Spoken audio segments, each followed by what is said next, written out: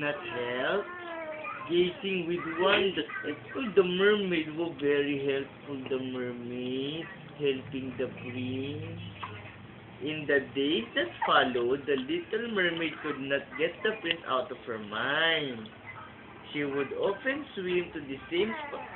Yeah, the mermaid likes the prince, wishing she could catch a glimpse of him again. As for the prince, he was in love with the person with that wonderful voice. Yeah, the mermaid kasi sings very well. But he could not remember her face clearly.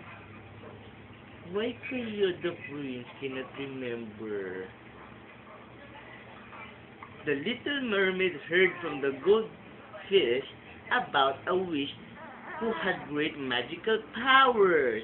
This one, you look at the witch, so bad. She went into the cave. Yeah, bad, the witch. The seabirds were in yung and then yes, and what happened to the mermaid? What happened to the mermaid? Hmm?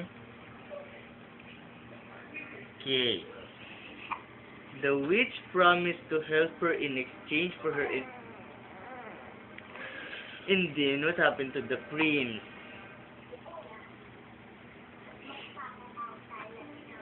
With a sorrowful heart,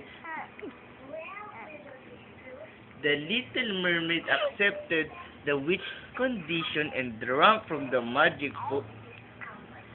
What happened to the mermaid? He drank the potion that the witch gave her. So bad. Suddenly, look at the birds, oh, the birds. Suddenly, the little mermaid was washed to the shore. Yeah. Look at the mermaid has feet, has legs already.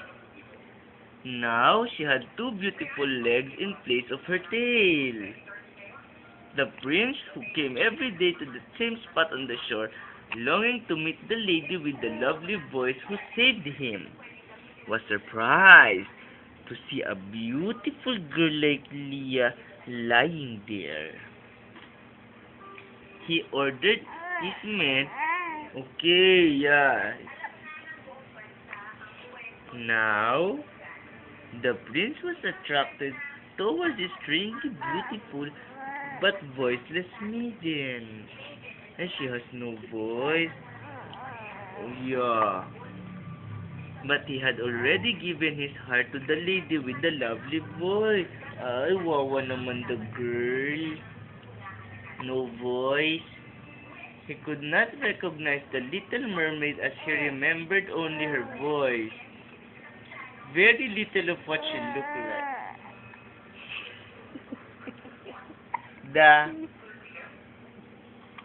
the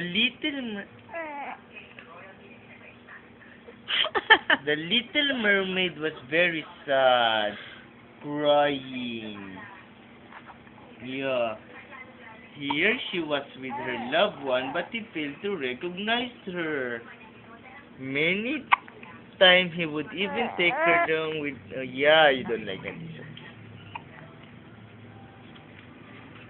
One day, there was a party at the palace. There were a lot of young maidens at the party, and the king